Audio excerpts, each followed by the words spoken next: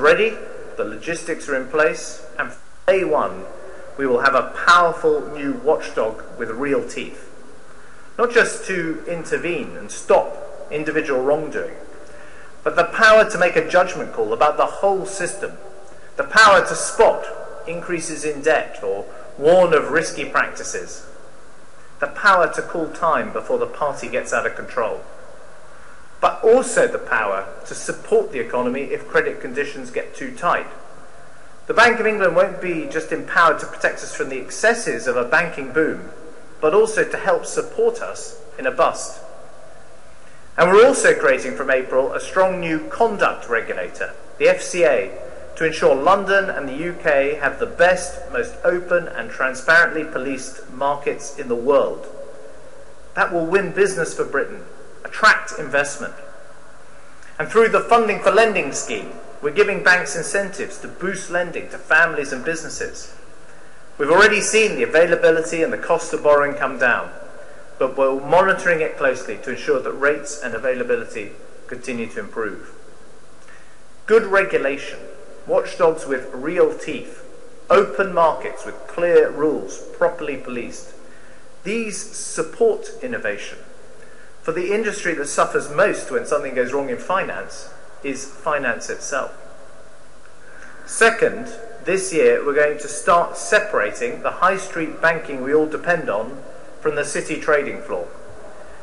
When RBS failed, my predecessor, Alistair Darling, felt he had no option but to bail the entire thing out. Not just RBS on Britain's high streets, but the trading positions in Asia, the mortgage books in subprime America, the property punts in Dubai. I want to make sure the next time a chancellor faces that decision, they have a choice to keep the bank branches going, the cash operating, while letting the investment arm fail. No more rewards for failure. No more too big to fail. No more taxpayers forking out for the mistakes of others. The same rules for the banking business as any other business in a free market. When the government came into office, there was no agreement about how this massive task would be achieved. And that's why we spent 2.5 years painstakingly building a consensus on the future structure of our banking industry, working with leading experts in the industry, members of Parliament. I want to thank Vince Cable for his help in making that happen. The work that Sir John Vickers and his commission has done has won respect all around the world and has already influenced the European debate.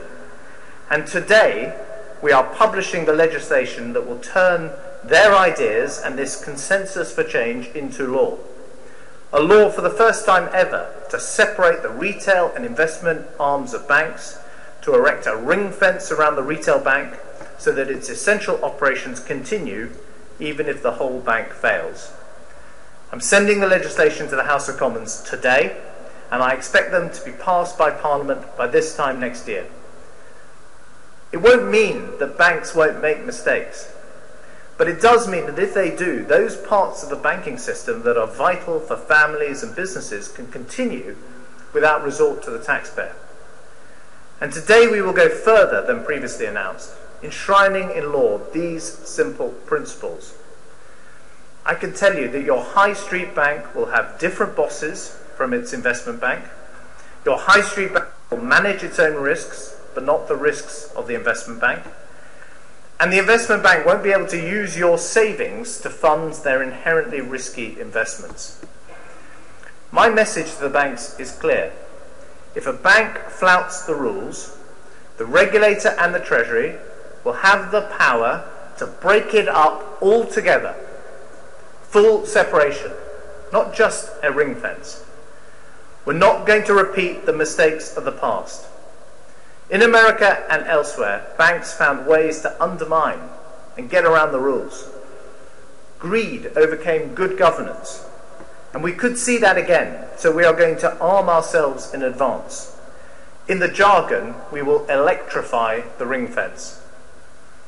I want to thank Andrew Tyree and the fellow members of the Banking Commission we established for help in developing this important new idea. Let's get on and pass it all into law. Let me turn to the third force for change, a change in the culture and ethics of the banking industry itself. I have to say, nowhere is this more keenly appreciated than in the responsible parts of the financial community itself. You here work hard in a great business. You service customers all over the world. You don't want the name of your industry to be besmirched because of the crimes of a few, and nor do I. And that's why the LIBOR scandal is about far more than atoning for the mistakes of the past. It's about becoming a catalyst for change in the future. We know what happened. From 2005, traders, brokers, and bank officials attempted to manipulate one of the most important reference rates in our economy, a rate which affects the mortgage payments and the loan rates of millions of families and hundreds of thousands of firms, large and small, deliberately submitting false rates for no motive other than greed, lowballing their LIBOR submissions to conceal how vulnerable their banks really were.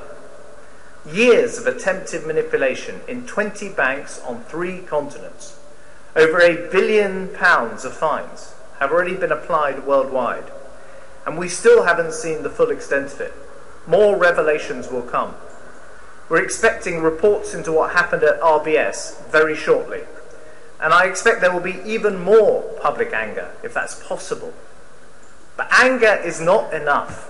We need to channel the anger to change. And I want to do the right thing for the hundreds of thousands of people in the banking sector like you, in all parts of our country, who do conduct themselves with professionalism and make sure the reputation and the standards of the industry are restored. LIBOR manipulation happened in many countries, but no country has responded as quickly and decisively as we have now done.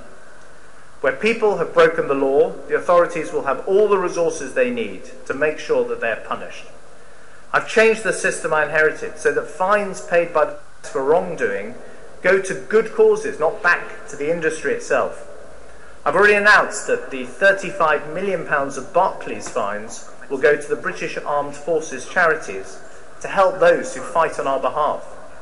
The first £1 million has been allocated to the Fisher House project, which will help the families of wounded soldiers being treated at the Queen Elizabeth Hospital in Birmingham to stay close by. And we're now stepping in to regulate previously unregulated markets. We're making it a criminal offence to make misleading statements about LIBOR. Shockingly, that was not the case before. And as we approach the bonus season, let me say this. This country now has the toughest and most transparent pay regime of any major financial centre in the world. City bonuses fell by almost 2/3 last year and are less than a quarter of their peak before the crash. Everyone should exercise restraint and responsibility.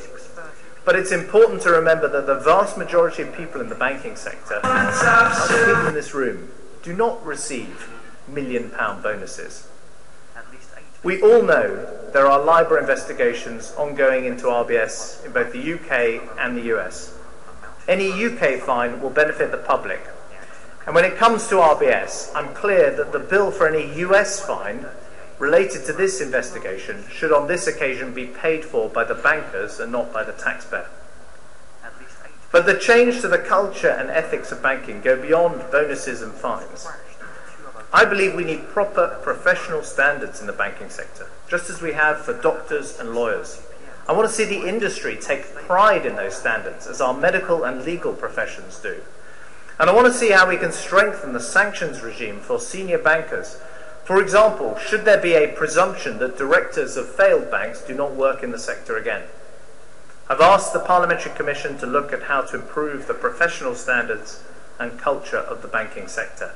Their work is underway and they'll report in the spring, and I'd encourage the Commission to come forward with far-reaching proposals. The fourth and the final change we need to banking is more choice. Choice is the most powerful tool we have to improve markets and customer service, reward good companies and penalise poor ones. Yes, our new regulator can pick up the pieces for the interest swap mis-selling or PPI, Yes, I believe we can do much more to expose hidden charges and remove the conflicts of interest that plague too much of the so-called independent financial advice that people receive. But I also want to see more banks on the high street so customers have more choice. One of the prices we're paying for the financial crisis is that our banking sector is now dominated by a few big banks. It verges on an oligopoly. 75% of all personal current accounts are in the hands of just 4 companies. I want new faces in the high street. I want upstart challengers offering new and better services that shake up the established players. Now, we've made a start with the sale of Northern Rock to Virgin Money and the proposed sale of the Lloyds branches to the Co-op. We're seeing new banks like Metro Bank on our high streets, but I want to make it easier to start a small bank and grow the business. This year, in 2013, we're taking a huge step towards making that happen by making it easier for customers to move banks if they can get a better deal elsewhere. From September this year, every customer of every bank in Britain will be able to switch their bank account from their existing bank to another one in just 7 days. All they'll have to do is sign up to a new bank and the rest will follow. All the direct debits, the standing orders, everything will be switched for you with no hassle.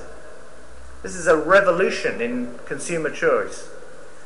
But today we'll go further. Payments systems sit at the heart of the banking system. They are the hidden from view wirings that operate every time you get wages paid into your bank account, deposit a cheque, or withdraw money from an ATM. It's how the money flows around the system. And it's a bit like the electricity grid. Every person, every business needs to be plugged into those payment systems to enter the banking market. At the moment, a new player in the industry has to go to one of the existing big banks to use the payment system. And asking your rival to provide you with essential services at a reasonable price is not a recipe for success. And in other parts of life, like telecoms, we don't operate like that. There are no incentives on the big banks to deliver new and better services for users, like saving the cheque or creating new services like mobile payments. Why, in the age of instant communication, do small businesses have to wait for several days before they get their money from a credit or debit card payment? It should be much quicker. Why do cheques take 6 days to clear? Customers and businesses should be able to move their money around the system much faster. Why is it that the big banks can deal with each other instantly, but when it comes to a small business that wants to make a payment, it takes days? The banking system isn't working for its customers, so we will change it. And I can announce today that the government will bring forward detailed proposals to open up the payment system. We will make sure that new players in the market can access these systems in a fair and transparent way. The last government let the established players off the hook by failing to implement the conclusions of a review they themselves commissioned, and they allowed the big existing banks to regulate themselves. Well, this government will make sure payment systems serve the needs of customers, not the needs of the established banks. Banks working for their customers, not themselves. Taxpayers' money protected. The guardians of financial stability with the tools they need to keep us safe. On all these fronts, we are making major changes. A financial industry that is strong, successful, and inspires the pride of all those who work for it. That's what we want to achieve. That's what this government should be about. Taking the big, tough decisions because they're right for the long-term good of our country. Our country has paid a higher price than any other major economy for what went so badly wrong in the banking system. The anger people feel is very real. Let's turn that anger from a force of destruction into a force for change. Change that will give us a banking system that works for us all. In 2013, thanks to the changes we are making, that goal is in sight. Thank you very much.